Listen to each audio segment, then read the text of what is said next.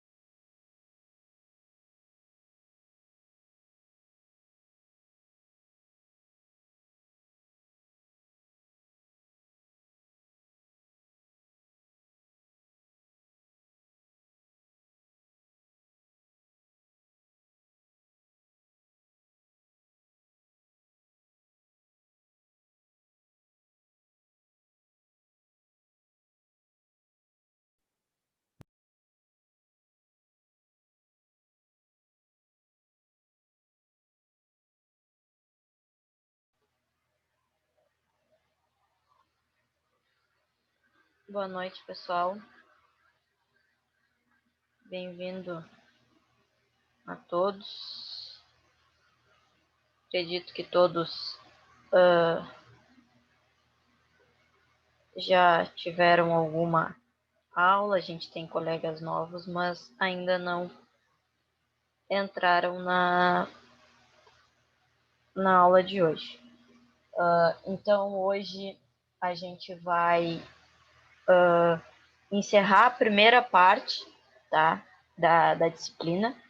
Então, a nossa última aula teórica dessa primeira parte, onde a gente vai definir mais uma série de conceitos, questão de vistas, de projeções, tá? Algumas outras características de fazer desenho, questão de cota, de linhas.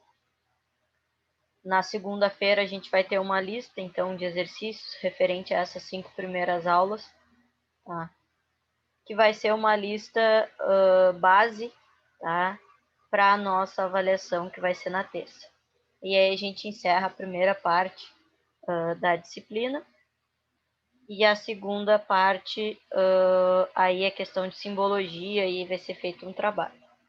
Tá? Então, podemos dizer assim que hoje é a última aula efetivamente teórica, tá? Porque a outra aula que a gente vai ter sem ser exercício ou avaliação, ela é mais de visualização, de simbologia, a gente vai fazer alguns exercícios sobre, tá? Então, a gente começa a aula de hoje, tá? Vendo a questão de perspectivas, tá? Então, a gente define perspectiva como sendo a técnica de representar objetos e situações como eles são vistos na realidade de acordo, né, com a sua posição, formato e tamanho. Então, dependendo do objeto que a gente está olhando, da posição que a gente está olhando, do formato que esse objeto ele tem, a gente vai representar esse objeto. Então, a gente vai ver que a gente tem algumas perspectivas, alguns tipos, questão de projeção, no decorrer na aula de hoje, tá? Então, a gente destaca basicamente 3 tipos, tá, de perspectivas mais utilizadas em desenho técnico, que é perspectiva isométrica, a cavalheira e a biométrica, tá? Mas as 2 primeiras são mais utilizadas, tá? E aqui teve um erro, tá, de digitação, é bimétrica, não tem esse O, tá? Isso quando vai digitar acaba acontecendo. Aqui eu trago para a gente começar uma tabela que relaciona as medidas reais, tá, com as do desenho em cada uma dessas perspectivas. Tanto questão de largura, quanto de altura, quanto de profundidade, tá? Então, já dá para perceber que a cavaleira ela é subdividida, né, em 3 outras perspectivas. Depois eu vou mostrar as imagens referentes a cada uma delas, que é de acordo com a angulação que a gente vai estar vendo essa imagem e projetando ela e desenhando, 30, 45 ou 60 graus. Depois a gente tem a isométrica e a bimétrica, tá? Na cavalheira, tá? Nos 3 tipos, tanto a largura quanto a altura, elas são representadas de forma fiel ao que está ao objeto real. Então, se ele tem, tipo, 10 centímetros, eu vou colocar a mesma informação lá no desenho. E as outras não, cada uma tem uma escala diferente para a gente estar seguindo. Tá? Mas quais são essas visualizações? Tá? Então, vamos pegar o exemplo que até a própria apostila traz, tá? O exemplo de um cubo, por exemplo. Então, se eu estiver falando da isométrica, eu vou estar falando nesse sentido, eu vou estar visualizando nesse sentido, com a quina, né, desse cubo de frente para onde eu estou analisando, ele estando 30 graus, então, em cada um dos lados com o eixo X. Se eu estiver falando da bimétrica, tá? Eu já vejo com uma angulação um pouco diferente, tá? Então, a maneira, a angulação que eu analiso a peça e que eu vou estar fazendo o desenho, ela é diferente. E aí a cavaleira é a angulação justamente da peça, tá? Dessa parte lateral aqui, com o eixo X. Então, 30, 45 ou 60, como o próprio nome já sugere, tá? Depois a gente vai ver a questão das vistas, e aí a gente vai ver que, dependendo da perspectiva que eu estou analisando, se eu olhar, por exemplo, a cavaleira a 30 graus, se eu olhar ela de frontalmente, eu vou ver não só esse quadrado aqui, mas eu vou ver um pedaço dessa lateral. Deixa eu marcar aqui para vocês. Se eu estiver vendo de frente, eu vejo esse primeiro quadrado aqui, mas eu também vou ver um pedaço disso aqui, essa parte daqui, tá?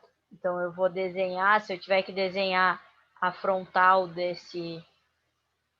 da cavaleira de 30 graus, vai ser um quadrado com mais um pedaço aqui, tá? Então, isso falando da vista frontal, no caso, né?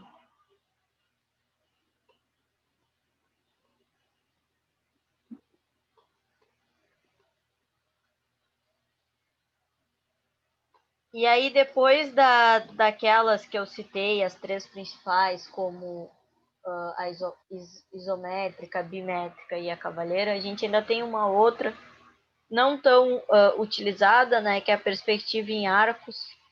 Tá? Então, a gente desenha com base em círculos, aquilo que a gente está tentando passar para o desenho, né, aquele objeto, mas ela não é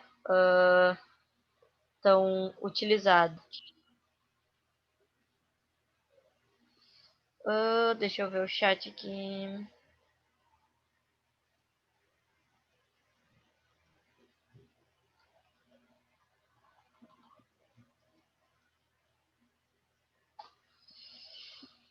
Respondido ali, Patrick.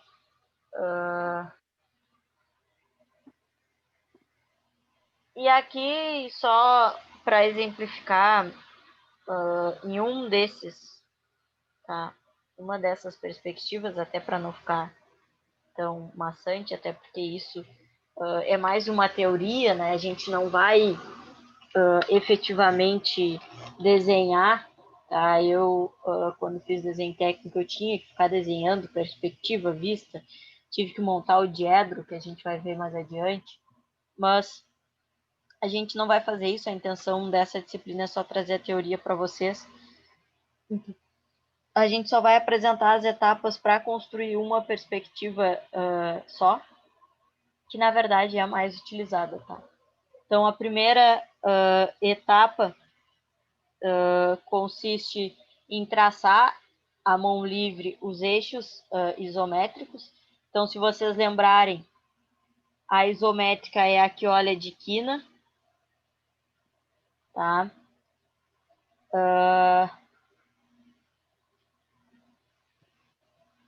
E aí a gente vai indicar o comprimento, largura e altura sobre cada eixo isométrico que a gente está falando. Então, vocês podem verificar que a gente já tem essa primeira parte aqui sendo desenhada, né? Esse aqui, isso e isso do nosso cubo.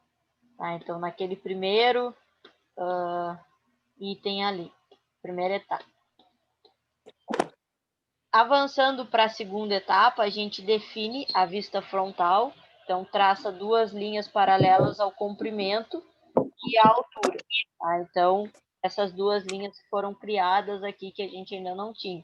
Uma paralela ao comprimento, que é essa de baixo, e uma paralela à altura, que é essa aqui do lado. Tá? A terceira etapa é definir a vista superior. Então, pensem que a gente está olhando essa imagem aqui de cima, tá? Então, o que, que a gente faz nesse momento? A gente traça duas linhas paralelas ao comprimento e à largura. Tá? Então, mesma coisa que a gente tinha feito na etapa 2. E aí, na última etapa, a gente define a vista lateral, tá? E traça duas linhas paralelas à largura e à altura. E aí a gente fica com esse primeiro desenho aqui, né? A gente está vendo através da perspectiva isométrica aquele cubo lá. Se a gente utilizar uma outra perspectiva, a gente vai obter outra maneira de representação desse cubo. Tá? Então, é isso que a gente tem que fazer para cada uma das perspectivas. Tá? Mas o mais importante agora, para vocês saberem, é quais tipos de perspectiva a gente tem, as mais utilizadas, né? E identificar, se eu botar um cubo, por exemplo, dependendo da maneira que eu colocar ele, identificar se ali tem uma perspectiva bimétrica, isométrica ou cavalheira e qual das opções. Tá?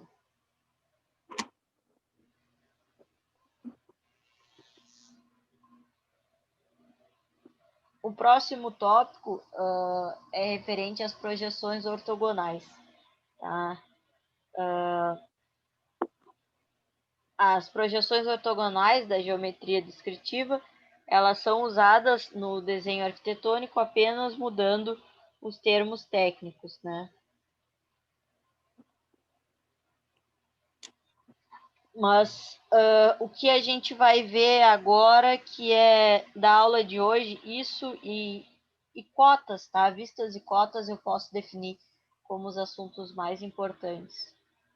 Por quê? Porque se eu pegar um desenho, eu não vou pegar um desenho em 3D. Eu vou pegar vários desenhos de várias vistas e aí a partir dessas vistas que eu vou montar determinada peça. Então aqui tem o exemplo de uma casa para tornar bem didático. Eu tenho primeiro a vista frontal ali em cima. Então eu estou olhando a casa de frente. O que eu estou vendo? Eu estou vendo a porta, a janela e o molde ali da casa. Se eu olhar a casa na lateral, o que eu vou ver? Eu vou ver um retângulo grande com a janela e vou ver mais uma parte que acaba virando um retângulo, porque dependendo de onde eu olho, ele vira um retângulo, que é a parte do telhado. E se eu ver de cima, o que eu vou ver? Dois retângulos com a divisão no meio, que é justamente o telhado. E a partir dessas três informações, eu consigo fazer, então, o meu desenho 3D da casa. Consigo saber e entender que é uma casa. Mas não são só essas, tá? Eu posso ter a vista da parte de trás, a superior, como a gente falou, a lateral, direita ou esquerda, a frontal e a inferior. Tá? Se eu desenhar todas elas da casa, é isso aqui que eu tenho. Então, a parte inferior eu só estou vendo um retângulo. A parte de cima, que é a superior, a cobertura, eu vejo o telhado, só que no 2D, né? Eu não vejo o telhado inclinado, eu vejo dois retângulos, basicamente. A fachada da direita, que é a vista lateral da direita, eu vou ver uma parte do telhado, que vira o retângulo pequeno, a parte da lateral com as duas janelas. A outra lateral é a mesma coisa em relação ao telhado, só muda que tem uma janela. E eu vejo a parte frontal, né? E a parte traseira, que eu tenho uma porta ali. Então, claro, aqui a gente só vê um lado, a frente e a parte superior. O resto a gente acredita no desenho aqui. Tá? Então, é isso que é entregue para alguém que vai montar uma peça. Tá? São as vistas. Geralmente, tá? Só vista frontal, superior e lateral. Tá? A inferior, pouco utilizada, raramente é utilizada, tá? E a gente, às vezes, tem a distinção da lateral direita ou esquerda, às vezes não, depende se aquele objeto tem a mesma referência dos dois lados ou não. Né? Nesse caso, como muda, se faz necessário ter a representação tanto da lateral direita quanto da lateral esquerda. Tá? Isso aqui, para vocês terem uma ideia, eu posso, no AutoCAD, se eu desenhar todas essas vistas, eu consigo obter o desenho 3D a partir das vistas. Tá? Por isso que tanto se fala em AutoCAD, tanto se utiliza. Primeiro, porque é mais fácil de desenhar, de fazer alteração, de modificar alguma coisa. E segundo, que a partir das vistas eu consigo obter aquela peça 3D. Então, ele é bastante utilizado para peças, tá? Eu quero, a partir das vistas, saber como que a minha peça ela tem que ficar antes de efetivamente montar, para ver se é aquilo que eu quero. Eu fiz desenhos de eixo de motor, de engrenagens, de uma série de peças mecânicas, tá? Que a gente fazia as vistas e obtia aquela imagem no 3D. Tá?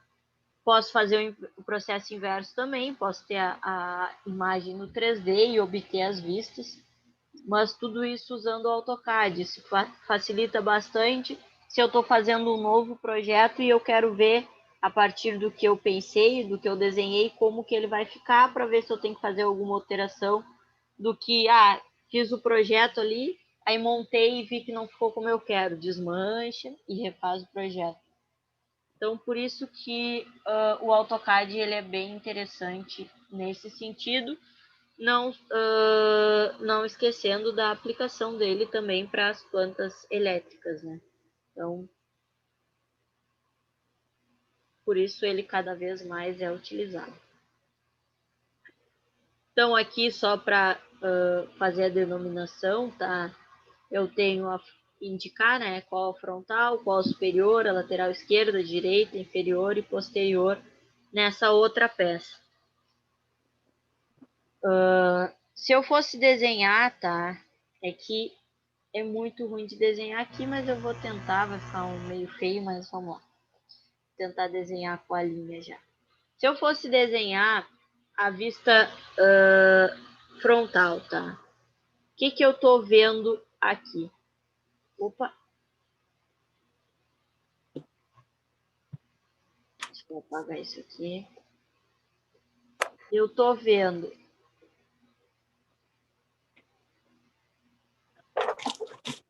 um retângulo de cima, que é o que?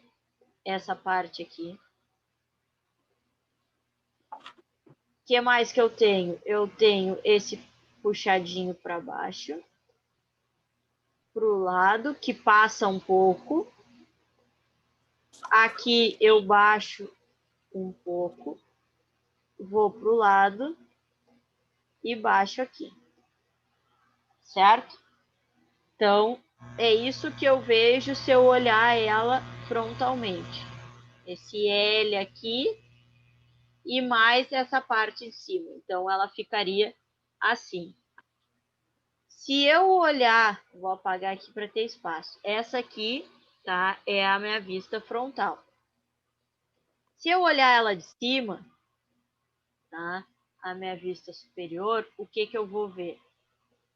Eu vou ter aquele primeiro, que é esse aqui. Deixa eu apagar os outros para não confundir. aquele primeiro. Vou ver esse aqui, tá? Essa partezinha aqui, que é uma parte compridinha.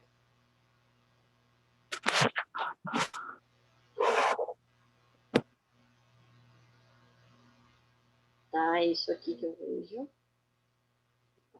E vou ver essa parte aqui. Se eu olhar de cima, não toda, mas eu vou ver um pedaço dela. Então, eu vou ter basicamente isso aqui, tá?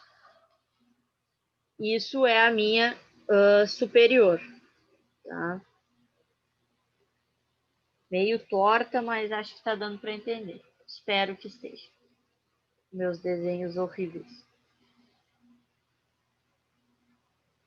Se eu for ver a vista lateral esquerda, que é o C, o que que eu vou ver?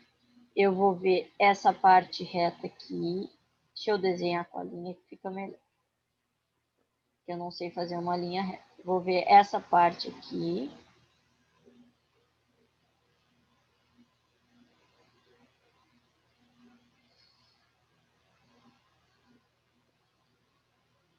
É isso que eu vejo. Tá? A parte da vista lateral esquerda, o meu C. Se eu for desenhar o meu D, tá? O que que eu vou ter? Eu vou ter aqui, essa mesma coisa. Primeiro eu vou ter aquele retângulo lá de baixo.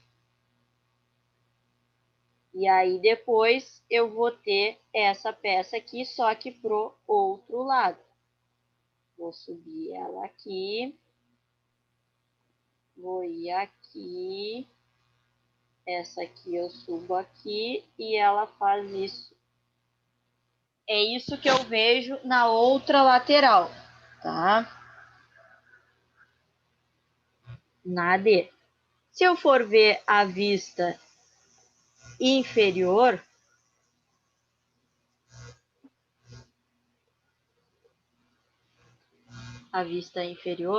o que que eu tenho? Eu só tenho um retângulo. Tá? Porque eu só estou vendo a parte de baixo, que é um retângulo, nada mais do que isso. E se eu for ver a vista traseira, o que que eu vou ter? Eu vou ter um retângulo, tá? E fora o retângulo, eu tenho aquela partezinha aqui do lado, lá daquele lado, tá? Então, essas seriam as vistas dessa imagem, eu tentando desenhar aqui a mão livre para vocês com o mousepad.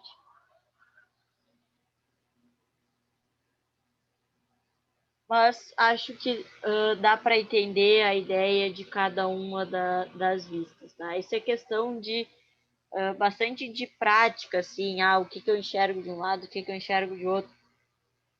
Meu professor disse, olha, vocês só vão entender isso depois que fizerem alguns exercícios de vista. Mas aí ele exagerou um pouco, né? Porque ele nos deu 30, e aí cada um a gente tinha que fazer superior, frontal e lateral, né? Então a gente fez 90 desenhos sobre.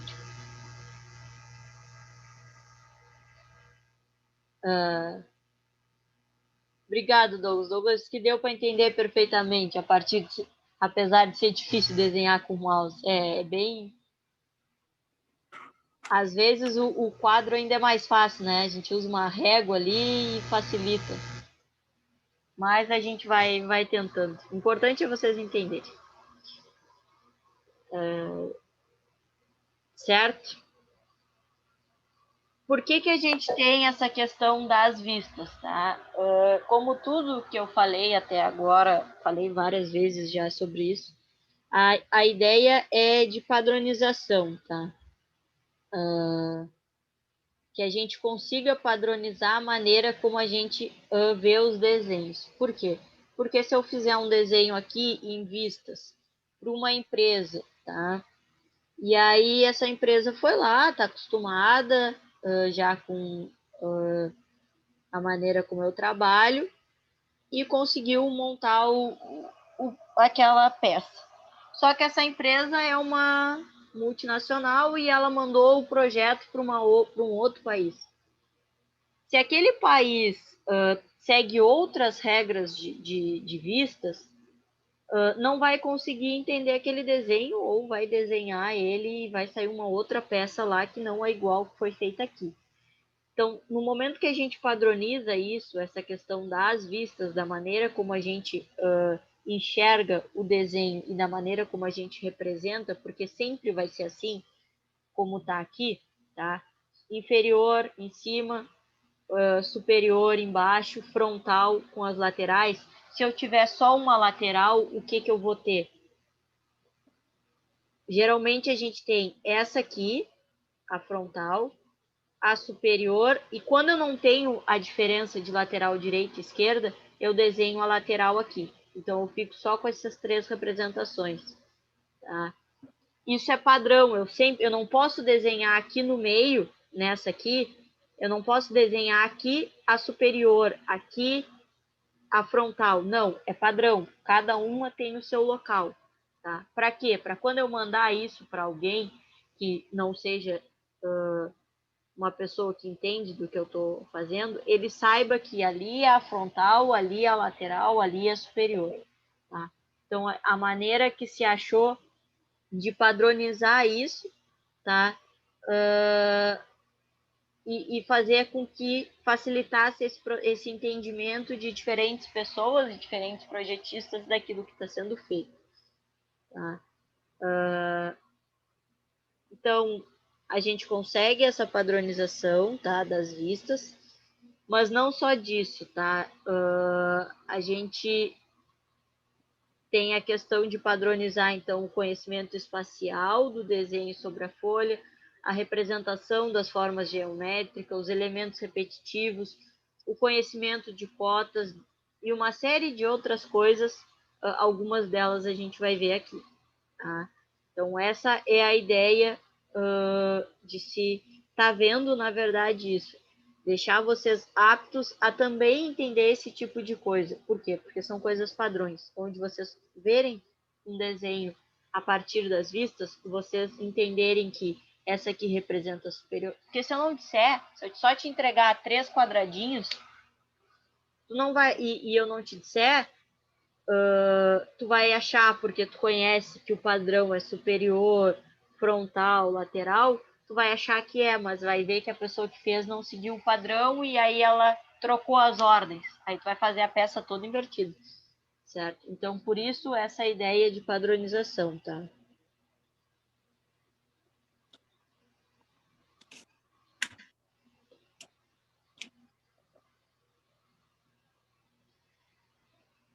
Saindo das vistas e indo para projeção ortográfica, então, projeção ortográfica a gente define, tá, como sendo a base das representações geométricas do desenho, que é o que a gente vê, então, em cursos de engenharia e de arquitetura, porque a gente utiliza muito isso para projetar coisas, tá? Mas não só isso, tá? Cursos voltados, então, para a indústria e o curso de vocês, ele se encaixa nisso, tá? Que é representar coisas em planos, tá? Saber isso é importante para determinados desenhos e determinadas aplicações. Tá? Então, essa é a ideia. As projeções ortográficas são representações de determinadas peças, figuras, objetos, imagens sobre um plano. Tá? Então, se eu tiver que resumir de forma simples, é isso. Que elas são representações de peças ou figuras sobre um plano. Ou seja, tá? Que tem um exemplo de como representar uma figura, então, um objeto em um plano. A gente tem diferentes figuras, tá? Que vão, dependendo de onde eu estou olhando, eu vou estar fazendo o desenho dessa imagem. O que eu tenho aqui, então? Bom, eu vou ter aqui só aquele quadrado, aqui eu só vou ver uma linha, e aqui eu vou ver essa estrutura aqui de duas, como se fosse dois retângulos. Tá?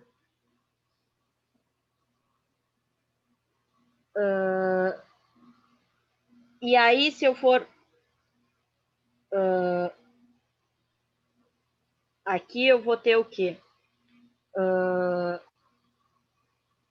Se eu for pensar de um lado do desenho, no caso aqui eu estou pensando frontalmente, eu vou ter uma representação em determinado plano. Se eu for olhar todos esses desenhos de uma vista lateral ou superior ou outra vista, eu vou ter outras informações desse desenho em outros planos. Tá? Então, isso que é a questão da projeção ortográfica. E para isso, tá? Para essa questão de planos, a gente utiliza o diedro, que eu vou falar mais adiante. Tá? Só que nem sempre uma projeção é o suficiente para a gente definir a geometria da peça. Por exemplo, se eu olhar essa peça aqui do meio, tá? Frontalmente, o que eu vou ver? Um risco. Eu não consigo definir o que é essa peça. Eu preciso de uma vista lateral, uma vista superior, outras vistas para conseguir entender o que é essa peça, o que é esse objeto. Tá? E aí, aquilo que resulta, então, das projeções verticais e horizontais, que é o que gera o que a gente chamou de vista. Tá? Então, que aí a gente vai ter as diferentes vistas de diferentes lados do objeto. E aí, como a gente posiciona isso no plano, no desenho, é o que a gente chama de diedro. Tá? O que é isso? Tá? O que é o diedros? Diedro basicamente é isso aqui, tá? Agora eu retorno para o outro slide. Se vocês forem pensar, são duas folhas de papel se cruzando. Tá? E o que eu consigo ver em cada lado da peça? Qual parte da peça se localiza em cada diedro? Tá? Então, isso é meio complicado de visualizar assim por uma aula online. O ideal seria que a gente tivesse um diedro e tivesse objetos para a gente ir colocando, tá? Mas como aqui a ideia é só da teoria, a gente segue o baile, até porque a gente nem usa muito isso. Se a gente for definir, então, o diedro, ele é definido como o espaço entre dois semiplanos não contidos no mesmo plano com origem numa aresta comum. Tá? Que é justamente isso aqui. O que eu tenho aqui? Dois semiplanos, deixa eu pegar a minha. 1 e 2, tá? O que mais que a gente tem lá? Com origem numa aresta comum, que é isso aqui. Eles têm origem aqui, nessa tudo no mesmo ponto, tá? Então, é isso que a gente define. Aqui eu tenho um diedro, aqui eu tenho outro, o terceiro e o quarto. Tem locais que utilizam os quatro, tá? A minha professora de desenho, quando deu, ela ignorava o que a NBR dizia lá e fazia a gente considerar os quatro.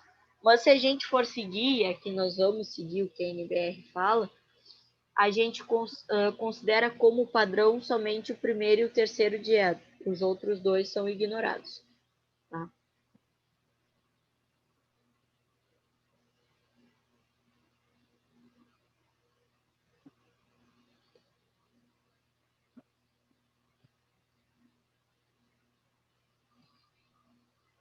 E aí eu mostrei, agora eu não vou lembrar se não foi na aula de ontem, foi na aula de anteontem, eu mostrei um exemplo de uma legenda. E ali eu falei o que cada componente, cada tópico da legenda era. E um dos tópicos era justamente isso, tinha ali os diedros. Então, qual a posição que aquele objeto, em qual diedro aquele objeto se encontra. E a gente tem que ter isso, tá? No momento que a gente faz esse desenho, esse detalhamento de determinado objeto, determinada peça, a gente precisa pôr na legenda qual dos dietros foi utilizado no momento da criação, porque isso interfere na maneira como a peça está e na maneira como a peça é vista.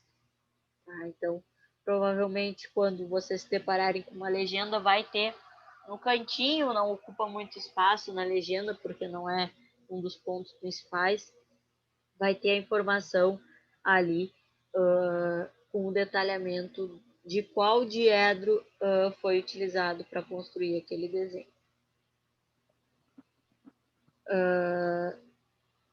O que isso quer dizer? Se eu for, a gente tem duas representações e aqui como a norma fala do primeiro e do terceiro é o que a gente vai trabalhar. Se eu for ver através do primeiro diedro, eu vou ver a posição do carro dessas maneiras. Se eu for ver ele por trás, se eu for ver ele pela frente, pela lateral, eu vou ver nessa ordem, tá? Se eu for ver no terceiro diedro, eu já vejo ao contrário. O que eu vejo? Eu vejo primeiro a parte da frente, depois o lado, né? E a parte de trás depois. Ou seja, eu vejo invertido a minha frente e a minha traseira, tá? Mas a parte lateral ela segue o mesmo. Se eu for representar, tá? Eu tô aqui, tá representado o carro, tá? Nessas duas imagens. Então, se vocês forem ver o carro, ele está representado aqui. Tá? Então, eu mudo a maneira como eu vejo, porque eu vejo ele invertido. Vocês podem olhar que aqui eu tenho as posições estão numeradas, né? O 1 ele não muda de lugar, ele só inverteu 180 graus. O 2 e o 6 eles estão invertidos 180 graus e estão ao contrário, o que para um é superior, para outro é inferior. Tá? O 3 e o 4 eles também estão invertidos, tá? 180 graus para cima e de posição. E o 6 também está para o outro lado e também está invertido 180 graus. Ou seja, é como se eu pegasse essa primeira imagem, esse primeiro tópico, isso aqui, ó, tudo isso aqui, e girasse 180 graus para lá, tombasse isso, tá? Tombei a primeira vez, já tô com as coisas do meio na posição certa, e aí depois eu só inverto o 2 e o 6. Então eu tô vendo, por quê? Porque um diedro tá ao contrário do outro. Ó, o primeiro diedro e o terceiro diedro, o que para um, pensem assim, isso aqui para o primeiro diedro, o que está aqui nessa parte, para o primeiro diedro é a parte inferior, mas para o terceiro diedro, isso aqui é a parte superior. Isso aqui para o primeiro diedro é a lateral esquerda. Para o terceiro diedro, o que está aqui é a lateral direita. Então, para eles estão sempre invertidos um em relação ao outro. Tá?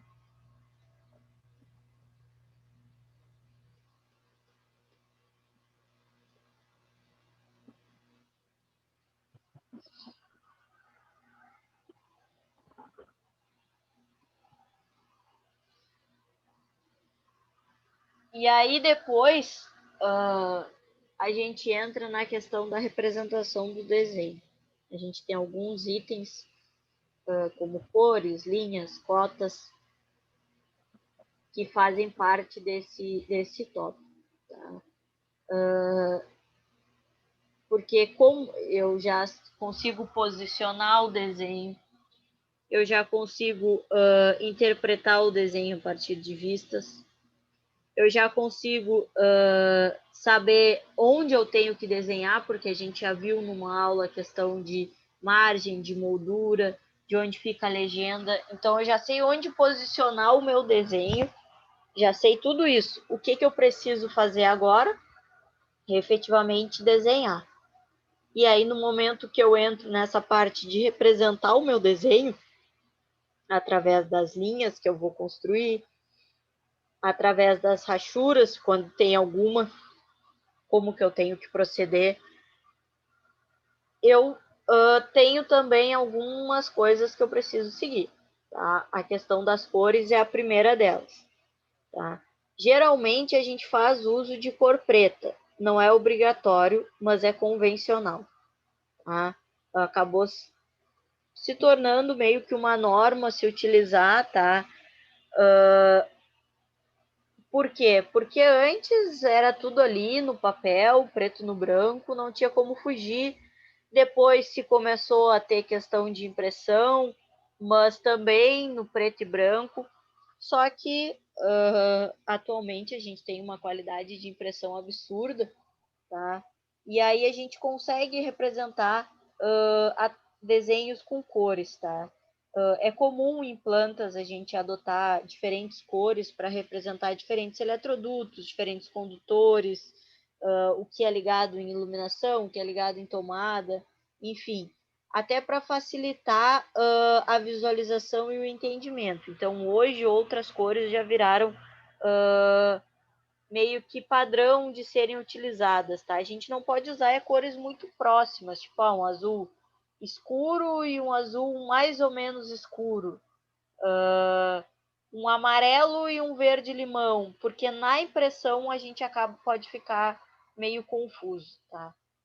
E outra coisa, a gente não pode exagerar também, não vai desenhar uma peça de cada cor, porque aí vira carnaval, né? A gente usa porque às vezes é mais fácil mesmo de visualizar quando alguma coisa está colorida.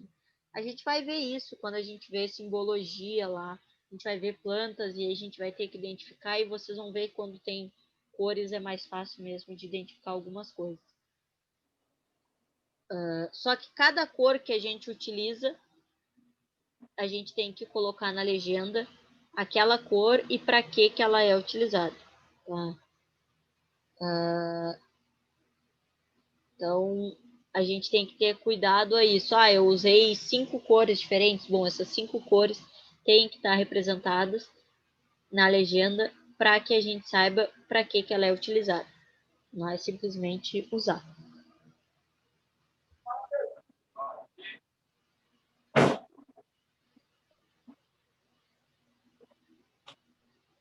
E aí a gente tem, então, a questão principal, né? Que é a questão das linhas. Tá? Não é só sair e desenhar. Tá?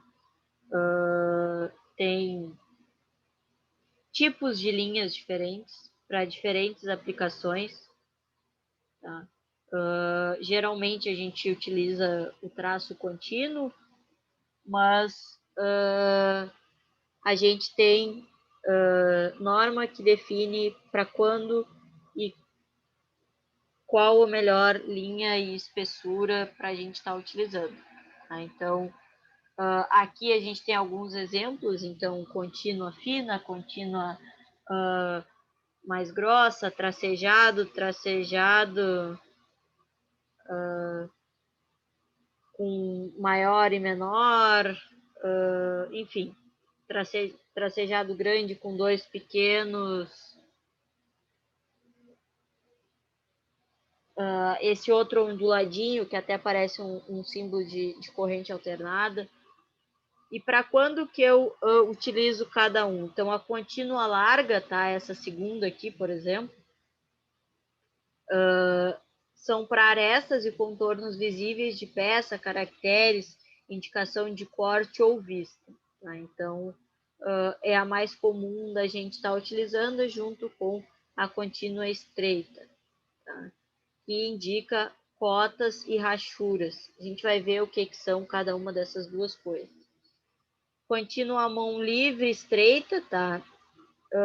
Ou contínua e zigue-zague, que é a linha de ruptura, tá? Que é essa última aqui.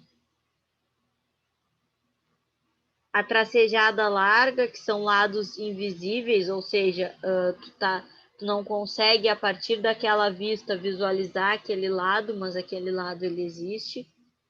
Traço e ponto, larga, ou seja, esse modelo aqui, 1, 2, 3, 4, 5, a sexta. Opa, outro lado. Que são os planos de corte, extremidades e mudança de plano, traço e ponto estreita, eixos, planos de corte, e o traço e 2 pontos estreita, peças adjacentes. Tá? Então, alguns modelos e por que são utilizados. Tá?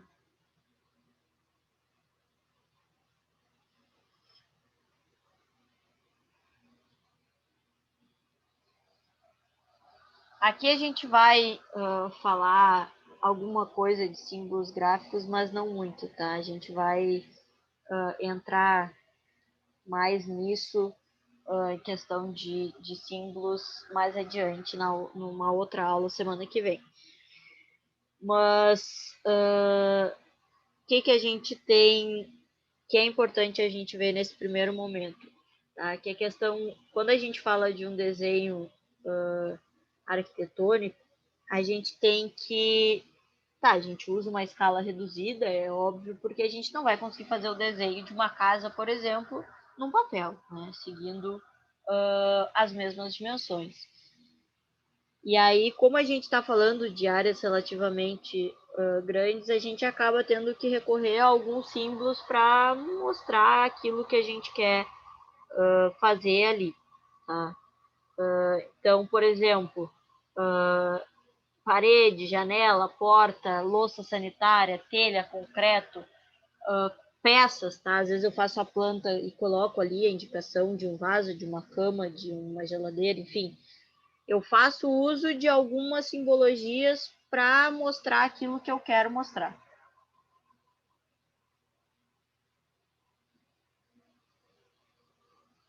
E aí eu tenho algumas características. Por exemplo, se eu vou desenhar uma planta, como é que eu vou desenhar uma parede?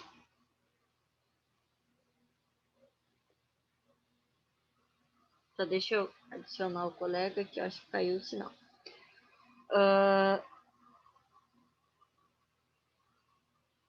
Primeiro que eu vou ter que distinguir o que é uma parede interna e uma parede externa. Tá? Não posso representar da mesma maneira, porque senão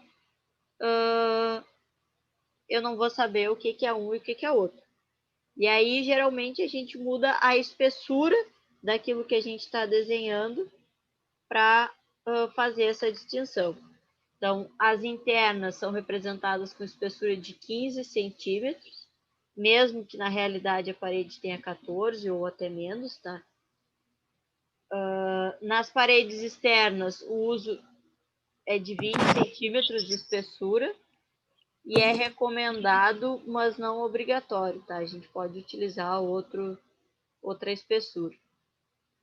Só é obrigatório utilizar a de 20 centímetros quando a gente vai mostrar que determinado local se enquadra, se situa, né, entre dois vizinhos, tá? De apartamento, sala comercial, enfim, se aquilo que está representando está entre dois vizinhos. Então, pense num terreno, numa casa, e aí tu mora no meio da rua e tu tem um vizinho de parede de cada lado. Aí a gente vai indicar a espessura ali de 20 centímetros.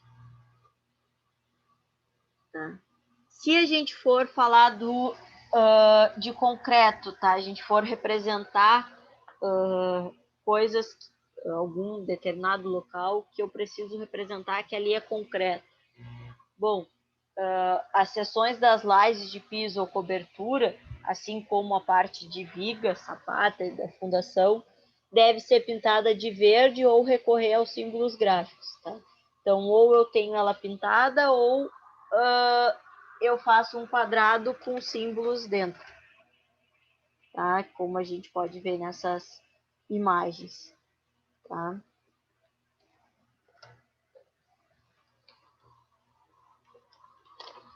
E aí a questão da cota, que eu falei lá no início, que para mim, tá? Cota e vista eram os assuntos principais. Por quê? Pensem numa planta de uma casa e eu tenho vários cômodos e eu preciso saber as distâncias, eu preciso saber o tamanho do cômodo, eu preciso saber a distância que eu vou ter de terreno, eu preciso saber a distância que determinado eletroduto percorre, a distância que tal luminária vai estar da caixa de passagem, enfim. Tudo é com base em distância para eu conseguir depois fazer o desenho efetivamente. Então, eu preciso ter a parte da cotagem naquele meu desenho para eu conseguir representar aquilo que eu, na verdade, preciso construir aquilo que está ali naquela planta, né? Então, a gente sempre vai colocar ali a cota. Então, por exemplo, se eu tiver uma casa que ela é 8 por 10, só chutando, tá? Eu fiz uma escala lá, apliquei uma escala e para desenhar no CAD. Bom, qual a dimensão que eu vou colocar? O 8 por 10 ou o valor referente à escala que eu usei? Eu vou sempre colocar o valor real, tá? A cotagem, ela é com base nos valores reais e não com a escala, ela independe da escala. A escala é utilizada só para saber o quanto tu reduziu ou ampliou aquele desenho. Mas a cotagem que vai, se eu tiver um cômodo 3 por 5, eu vou colocar ali que ele é 3 metros por 5. Por mais que no desenho ele tenha ficado com 3 centímetros por 5 centímetros. Ali na cotagem vai o valor real, tá? E isso muita gente confunde, tá? Não é coisa. Muita gente coloca o valor daquela peça que construiu e não o valor real, tá? As cotas elas devem ser escritas na posição horizontal, de modo que sejam lidas com o desenho em posição normal, colocando-se o leitor do lado direito da prancha. Tá? Então, não posso também colocar a cota de qualquer jeito, a gente vai ver isso. Para localizar exatamente uma cota e indicar qual a parte ou elemento do objeto a que ela se refere, é necessário recorrer a dois tipos de linha, tá? A de chamada e a linha de cota. A de chamada, que ou é de extensão ou ainda linha de referência, e a de cota, que é a de medida, tá? Então, quais são os elementos que compõem aqui ficou contagem. Às vezes esses corretores complicam a gente, mas é cotagem, tá? As cotas, então, que são efetivamente aqueles números que vão indicar as dimensões lineares ou angulares daqueles elementos. E quando a gente está falando de desenho, a unidade padrão é milímetro, tá? Então, sei lá, eu quero representar 10 metros, eu vou colocar esse valor em milímetros, ou seja, 10 vezes 1000, que seria 10.000 milímetros, tá? As linhas de chamada, que são também chamadas de linhas auxiliares, que possuem linhas de traço contínuo fino e são perpendiculares à linha de cotagem. A gente vai ver isso numa imagem mais adiante. As linhas de cota, efetivamente, que são linhas retas ou arcos, normalmente com setas nas extremidades, traço contínuo fino e paralelos ao contorno do elemento cuja dimensão a gente está definindo. E as setas, são setas, né, ou flechas, como são normalmente chamadas, não são mais do que as terminações da linha de cota. Ou seja, isso aqui, que a gente quer dizer os 4 elementos. A seta, que ela vai indicar o início e o fim daquilo que eu estou medindo. Essa linha aqui, que é a linha de cota, tá? Que vai indicar que vai indicar essa linha aqui, que vai indicar a distância, né, que ela percorre, então, que a dimensão eu tô mostrando. E essas linhas de chamada é por quê? Porque eu puxo de um, puxo de outro para fazer a cotagem. Se eu tivesse que mostrar a cotagem daqui, desse outro lugar, seria assim também.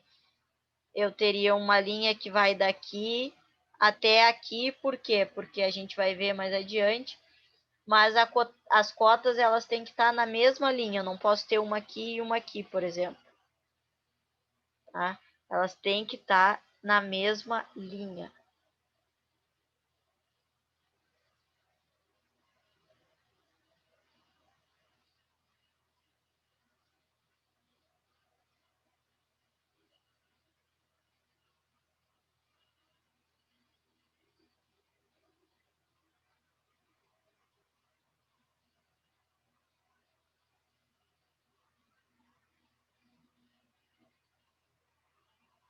Ou seja, se eu for cotar essa peça, tá? Eu não posso fazer aquilo que está na primeira imagem. Como eu disse, eu não posso colocar uma aqui em cima, uma aqui embaixo, outra aqui, outra aqui. Isso não é recomendado, não é bem visto visualmente. O que é bem visto visualmente? O que tem aqui. Todas na mesma linha. O que eu faço? Eu só aumento a minha linha de chamada, tá? Por isso que eu tenho essas linhas aqui, essas linhas de chamada, justamente para deixar tudo na mesma linha. Por quê? Porque se eu tiver uma outra coisa, eu acabo um outro desenho saindo daqui, tipo, se eu tiver uma coisa assim, tá? Tô botando só para e eu acabo atrapalhando a cotagem com elas no meio. Fica visualmente, fica poluído. Então é mais fácil eu puxar essas linhas de chamada para mais distante, colocar tudo na mesma linha, porque eu não poluo e nem atrapalho a representação do meu desenho, tá? Se eu for fazer, por exemplo, uma representação da vista frontal e tal. Então, isso não é recomendado. O recomendado é deixar tudo na mesma linha.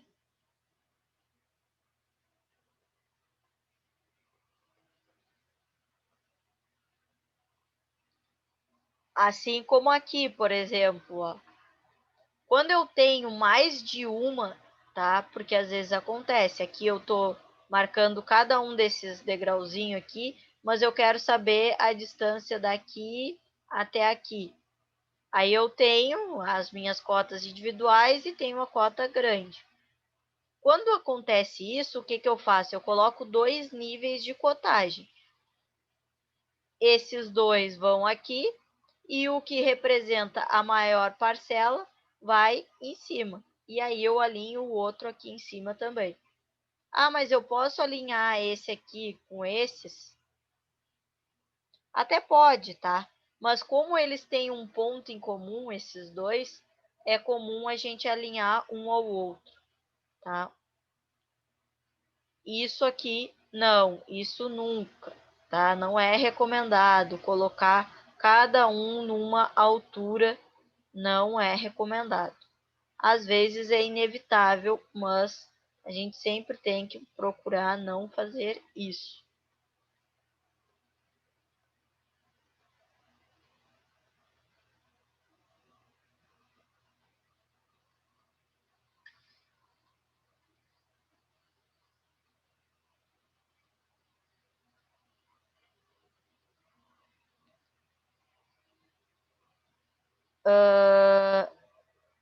E aí, falando das rachuras, então, que a gente já está quase encerrando essa série de conteúdos teóricos que a gente tem que ver. Quando a gente fala das rachuras, então, a gente quer indicar as partes maciças, evidenciando as áreas de corte. Tá? Essa é a ideia. Então, o que elas representam? Elas são constituídas de linhas finas, equidistantes e traçadas a 45 graus em relação aos contornos ou aos eixos de simetria da peça. Tá? Eu vou mostrar depois alguns exemplos de rachuras. Em uma mesma peça, as rachuras devem ter uma só direção. Então, eu não posso, por exemplo, ter uma peça aqui, outra peça aqui, e aí eu tenho uma com os traços para cá e outra para cá. E isso tudo aqui está dentro de uma mesma peça. Isso eu não posso. Tá? Eu tenho que indicar tudo para o mesmo sentido. Tá?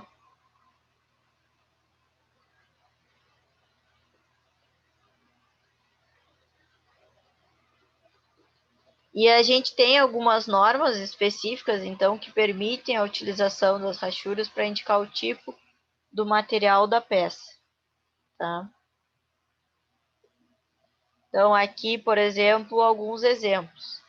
Tá? Se eu tenho com umas ondinhas aqui de ferro fundido, duas ondinhas junto, um espaço, outras duas é aço, já com uns tracejados no meio é cobre, o outro é alumínio, enfim, diferentes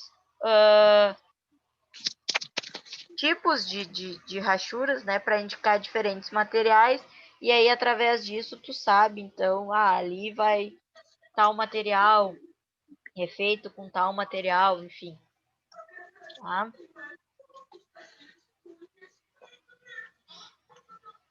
E sempre com essa ideia de representação, tá? Um traço mais forte na volta, num retângulo com determinado tracejado ou traço dentro para indicar diferentes materiais.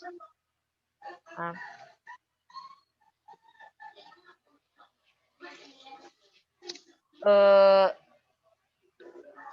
Certo, pessoal? Eu sei que foi bastante bastante conteúdo no sentido de várias definições, tá? Que acaba ficando maçante, mas eram os tópicos que faltavam, tá? Para gente ver antes de ir para a segunda etapa. Como eu disse, para aqueles que entraram depois, nós tivemos basicamente, vamos dizer assim, 4 aulas, né? 3 aulas teóricas e ontem uma aula com cálculos, né? E a gente vai ter uma lista de exercícios com base nessas 4 aulas, tá? Que já vão estar todas lá no grupo, tá?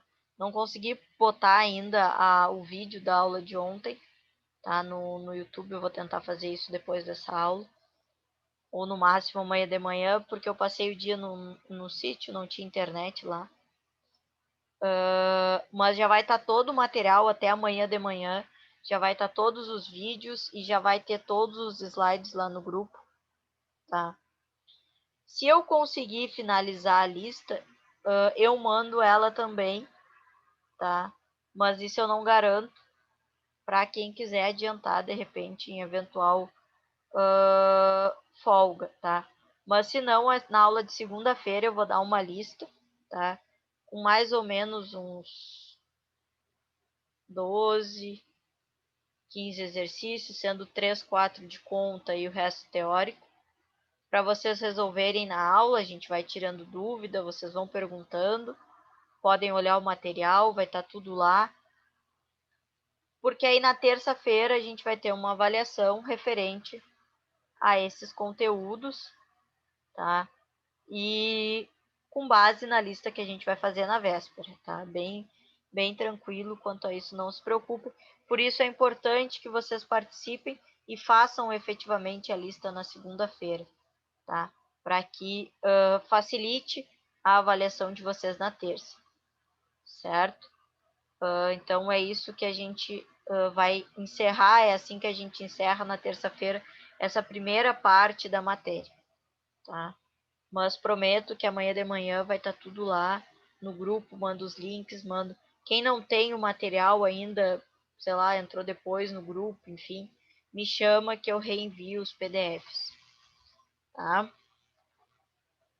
Agora, deixa eu abrir a chamada, que eu tive que atualizar de novo.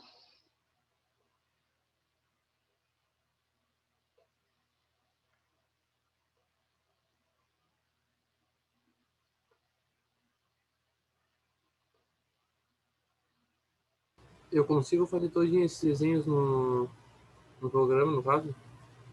Tu consegue, desculpa? Fazer esses desenhos, no caso, todo no programa, no caso do computador? No AutoCAD? Isso. Consegue. Tá. Mas não se preocupem que na prova eu não vou dar, nem na lista eu não vou dar desenhos, tá? Para vocês fazerem. Vai ser só teoria e os cálculos de escala.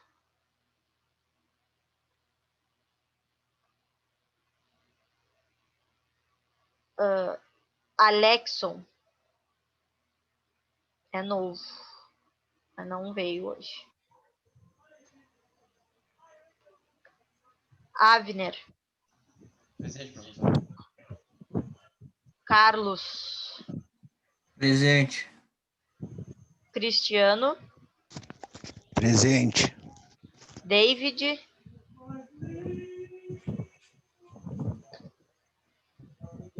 Diego Oliveira. Diego Martins. Presente. Douglas. Aqui. Eliezer. Eu. Fábio.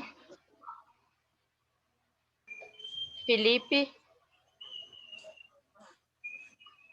Respondeu Felipe tá sem microfone. Tá sem microfone, ele Felipe. respondeu pelo chat. Ismael. Aqui, presente.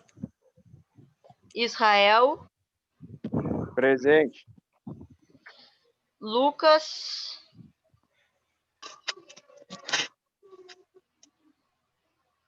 Michael. Matheus Lopes. Presente. Matheus Melo. Presente. Patrick. Presente. E Thiago. Ok. Certo, pessoal? Se alguém quiser tirar alguma dúvida referente à aula de hoje ou algum exercício que tentou fazer, fica à vontade, tá? Se não, a gente se vê na segunda-feira.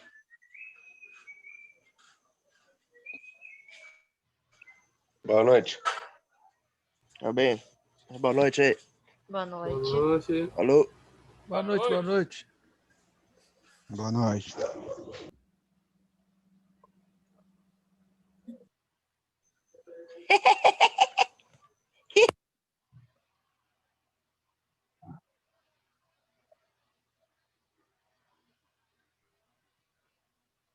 Eu acho que o Felipe ficou com falta ali.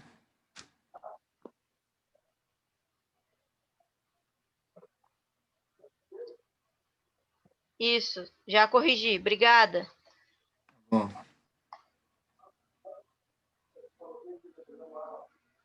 1, 2, 3, 4, 5, 6, 13. Agora deu. Fecharam os 13. Obrigada a quem avisou.